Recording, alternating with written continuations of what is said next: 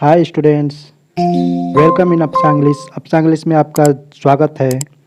चलिए आज हम लोग इस टॉपिक में पार्ट्स ऑफ स्पीच शब्दभेद के नाउन टाइप्स में पढ़ेंगे। मैटेरियल नाउन यानी पदार्थवाचक, भौतिकवाचक, भौतिक संज्ञा या तो धातुवाचक संज्ञा जिसे कह सकते हैं हम लोग। तो ये आपका डेफिनेशन हिंदी और इंग्लिश दोनों में काम देगा। आप एक पढ़ लीजिए, हिंदी में भी वही चीज़ें हैं डेफिनेशन और इंग्लिश में भी वही चीज़ें डेफिनेशन है, समझना ज़रूरी है। तो चलिए मटेरियल नाउन्स को पढ़ते हैं। धातुवाचक संज्ञा, इसको भौतिक संज्ञा भी हम लोग कहते हैं।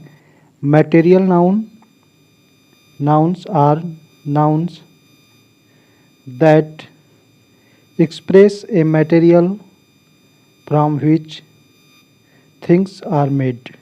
ठीक, मटेरियल नाउन्स आर नाउन्स, यहाँ पर यस कर दीजिएगा, प्लूरल।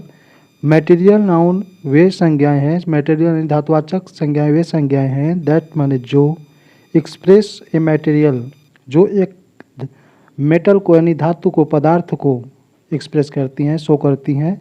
फ्रॉम विच जिनसे, थिंग्स वस्तुएं, आर मेड बनाई जाती हैं, जिससे वस्तुएं बनाई जाती हैं।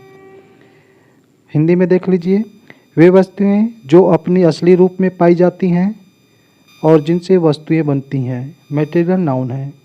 ठीक, मटेरियल नाउन कहलाती हैं। तो आपका डेफिनेशन हो गया, परिभाषा हो गया धातुवाचक संज्ञा का। चलिए आगे चलते हैं। ये आपका नाउन मटेरियल नाउन है। यह क्या क्या होती हैं, जैसे मटेरियल नाउन में हमने पढ़ा वस्तुएं होती हैं जिनसे असली रूप में होती हैं, जिनसे अन्य वस्तुएं बनाई जाती हैं। तो जैसे धातुओं के नाम में जैसे हो गया आपका गोल्ड हो गया, सिल्वर हो गया, कॉपर हो गया, आयरन हो गया, ठीक है, स्टील हो गया। तो ये सब आपका धातुओं के नाम हो गया मटेरियल नाउन में। अनाजों के नाम में व्हीट जैसे गेहूँ, चावल, मैज, मक्का, बरेल, क्या कहते हैं, बार्ली।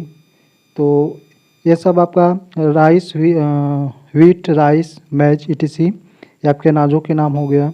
और आपका पदार्थ, द्रव्य पदार्थ में जैसे वाटर हो गया, ऑयल हो गया, मिल्क हो गया, जूस हो गया, इटीसी, ये अपनी मूल अवस्था में पाई जाती हैं लेकिन इनसे अलग वस्तुएं बनती हैं।